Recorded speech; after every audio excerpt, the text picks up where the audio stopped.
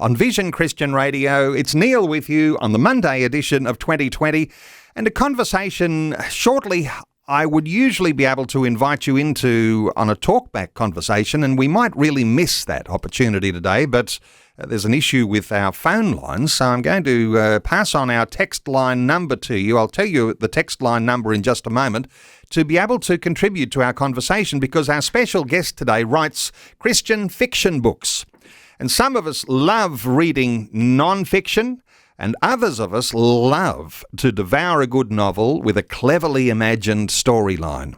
Well, our guest today draws on the deep wells of her own journey to salvation and aligning with Christ in her books. She's not only an author, but also a Christian counsellor and psychotherapist who draws on her own struggles as well as the deep and wide scenarios that have emerged from a long career as a Christian counsellor. Brenda Stevenson wrote the books Vortex and Georgia. With a couple of new books that are close to release, Brenda spent 24 years as a clinical counsellor. She's registered with the Christian Counsellors Association of Australia, Psychology Today Online and Chaplaincy Australia. Brenda, a special welcome along to 2020. Oh, thank you so much. It's great to be here.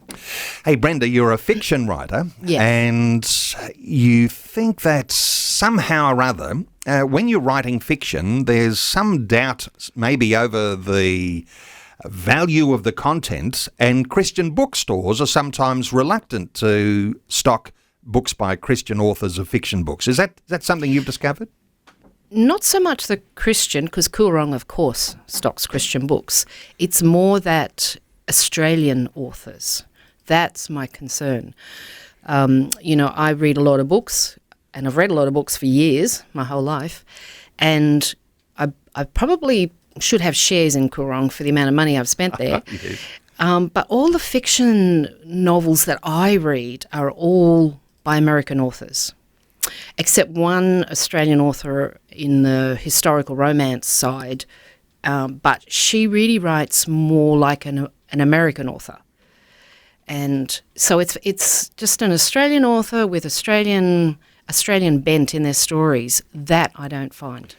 Okay. Is there something of a stigma you think that might be attached to Australian authors? Because, just reflecting on the fact that, at one point in time, if it was an Australian movie, we wouldn't go and see it because it wasn't American. Those sorts of things. Is there something with an Australian author that maybe, thinks that it's not going to have a wide appeal? Well, from what I've learned, what I know, because, I don't know everything about this, but what I have discovered is that, the biggest publishers for Christian novels and any kind of books really are in America. Now, what I've learned is that generally American readers want to read about stories set in America by Americans. And the agents and publishers don't want to publish outside of that because you don't live there. So you can't go on book writing, book signings and all those things. It's really difficult. So there's a lot in that. To me, they're a lot more insular in that way. Now, unless you're a J.K. Rowling, for example, to really break through that, it's very difficult. And I don't want to write her kind of books to get there.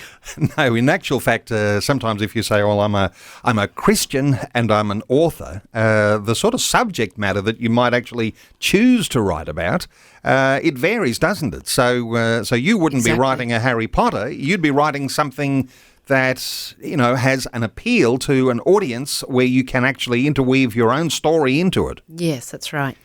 Well, for me, I didn't plan on any particular genre, and in fact, I don't write under one genre. I don't even fit in a genre exactly. My books are God-led, and God has given me the idea, particularly for the third book. It was very much his idea, and he's guided me through that one. But he's guided me through all of them. And so what was my train of thought? No, I've lost my train of thought. What was it? That's all right, because when you are a Christian and you are working as a Christian counsellor in psychotherapy, which helps people get the behaviours of their life and the sorting out of their family, all those sorts of good things, and you're also an author, putting all those things together creates the sort of scenarios that you're going to write about, because undoubtedly with a long career that you've had as a counsellor, you've come across a lot of scenarios, and while you wouldn't be able to use names and such things, all sorts of things that have all sorts of problems that you discover, they actually are met with good resolution of some good solutions for people. Yes. So where I lost my train of thought was, I was going to say that I've drawn on all of those experiences plus my own life journey, but it's God inspired, let's say. And that's very different to coming up with a storyline that fits a genre that meets requirements, that gets the money, let's say. All right, so a little bit about you. We've discussed your Christian counselling role, and that you, in fact, what I'm hearing is that you wait on the Lord, and what He's downloading into your heart and mind is what you want to be able to write about. So the sorts of books that you have written, the Vortex book, the Georgia book, let's talk about those, maybe one by one. Vortex is the one that all about a young woman named Hope. Yes, that's actually my journey, fictionalised, but greatly fictionalised. It was when I wrote it to protect my daughter, because it's about ritual abuse. Okay, all right. Now we're going to begin to deep end conversation here, and you share what you can. Yeah. But when you've gone through these sorts of things, the journey out of those and understanding how to leave those elements of your life behind, actually writing your story can be somewhat cathartic. It's like a therapeutic thing to write the story. So what do? You almost take a third-person approach, and you're writing about a character, and most of that character is you. Yes, I actually started it as an autobiography. But then I realised I don't have a platform. I'm not well known. And so I put it in a drawer, and then I was told by a friend prophetically that God wanted me to put into fiction. Well, I rejected that at first and said, no way, I can't write fiction. So I stuck it in the drawer, left it there for 8 years, something like that. Then I thought, maybe God's right. And so I picked it up and I reworked it all.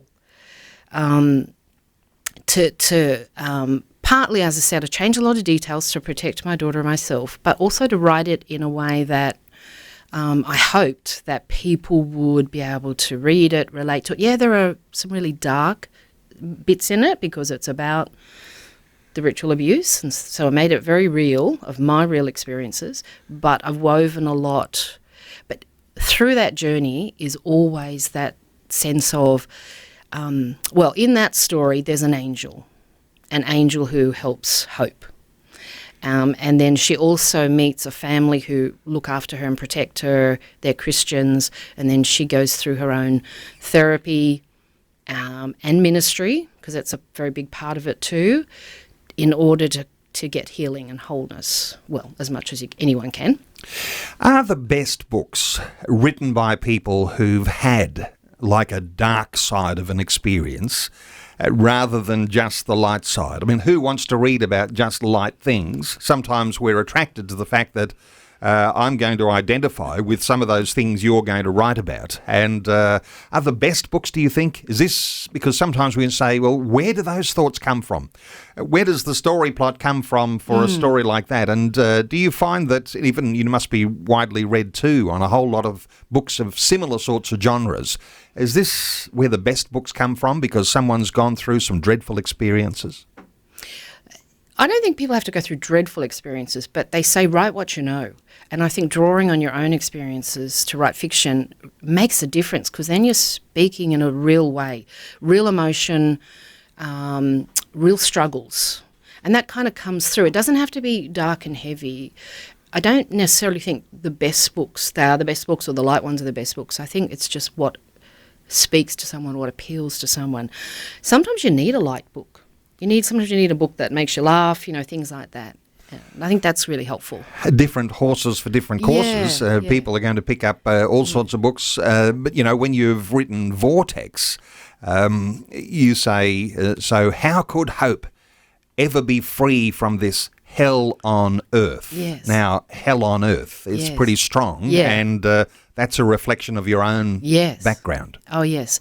I spent a lot of years struggling to get to where I am today. You know, I suppose I should go back a step and just say I didn't become a Christian until I was about 33. And my daughter was only about 3. So up until that point in time, I was doing life in my own strength, in my own way. And I actually had no memories at all of what I'd experienced. It was all completely blocked out. How much can you take us into? I guess if you were reading the book Vortex, you'd probably get an embellished understanding of how this happened in your early life. But when you talk about things like hell on earth, what is the Brenda story that we might understand and appreciate that you've worked through and you've discovered that there are some tunnels where there is a light and that light might be in Christ? Yeah, so not an easy question to answer simply because it's such a convoluted journey, you know, with like God kept bringing Christians into my life and I kept rejecting it and I was trying to sort of just get through life and, you know, there was, how can I say it? It was like I just felt so messed up in my head, and I was a very dysfunctional person. You know, I was very reactive to things, and I just didn't have any sense of hope. It was just really surviving, getting through day by day, year by year, but still functioning okay. You know, working and things, but never being really happy, knowing there was something else beyond me, but not really sure what that was. And yet when God brought a Christian into my life, I kept rejecting that and pushing that away. And so in that is just all those, you know, that anguish emotionally, you know, mentally, you just know that you're not normal somehow, but there's just so much of this trauma that I was carrying that it was a heavy burden. And I'm not sure if that's quite answering your question. If you are a victim of ritual abuse, there must be an abuser. And I know listeners will have caught the reason why you've written under a nom de plume, under a different pseudonym, a different name, is because you wanted to protect your own family. But what can you share about the sort of ritual abuse that you were suffering? Ooh, okay, because I don't want to upset people, but look, these are satanic cults. So you've got Freemasonry, you've got witches, covens, you have all variations of all of these things, and they overlap. There's a lot of similarities, they overlap, but they're also so separate. But they share the children. So when they grab a child and they bring them in, and they're basically like brainwash them. We call mind control programming them in order to continue this process. So they're meant to grow up, they're meant to do these evil things, and they're meant to bring their children and do to them and keep the whole thing going. And this has been going on for many, many decades. My parents weren't strictly involved, but they allowed, let's say, somebody to come into my life who secretly was taking me off at night, and I was being put through a whole lot of what we would call torture. So rape and torture, basically. But there's a lot of demonic stuff in that. This is something I can say here. Yep. There was actually demonic healing. So they'd do things to a person and then they demonically heal them. So they actually amazingly came out looking like nothing had happened physically to them. So this is going to sound really crazy and weird to a lot of people who've never heard this sort of stuff before, but this is what happens and it's still happening. So I was put through, let's say, a very extensive brainwashing process, if that makes it simpler. Because I was meant to become one of them. And they chose me for a particular position, let's say, in their cult, although I never found that out, what that was, because God got me out of it by the time I was about 9. And however, they kept tracking me for a long time, kept watching me. They let me know they were watching me. They knew where I was for years. And it was terrifying. And that was part of the hell on earth, is knowing that terror all the time of knowing that they could find me. And they always let me know they knew where I was, and with my daughter and that sort of thing. Until I got really completely free of it, then it stopped. Then they had nothing to hook back to me to try and get me back in. So we're talking about a cult's mind control that wanted to dominate your life. Yes. there was a ritual abuse that was going on. Yeah. And getting free from that was a really big challenge. And Yes. you've been able to reflect on those things Yes. in a book. And I know listeners will say, well, that's why you're writing with a nom de plume, because some of the things that you talk about, separating those from your own name might actually be really valuable. Well, Yes. I want to invite listeners to join the conversation, but I've only got to offer you today our text line, which is 0447 488 316. I do apologise that there is a technical problem with getting callers to air today, but if you do want to send us a text on 0447 488 316, you might have your own interaction here with our special guest. Our special guest is Brenda Stevenson. She's the author of some books, and I'll tell you her nom de plume, the name that she uses when she writes her books, is Emma Lyon Jones. Mm-hmm. Emma Lyon Jones. You can look that up online and online booksellers to get a hold of her books. We're going to talk some more about Brenda's story and about her books just ahead.